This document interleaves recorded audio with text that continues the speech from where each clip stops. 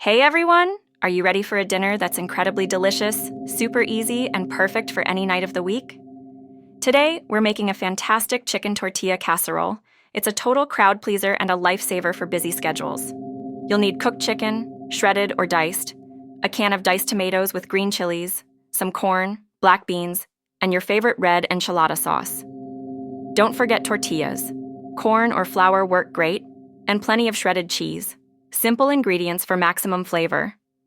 First, spread a thin layer of enchilada sauce in your baking dish. Then, tear or cut tortillas into pieces and arrange them over the sauce. Next, layer on some chicken, corn, black beans, and a sprinkle of cheese.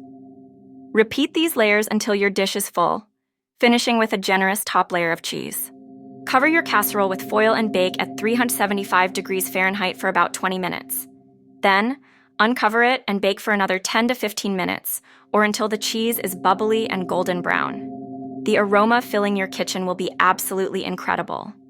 Let it cool for a few minutes, then dig in. This casserole is fantastic on its own, or you can top it with sour cream, avocado, or fresh cilantro. It's budget-friendly, great for meal prep, and tastes amazing. Give this recipe a try tonight.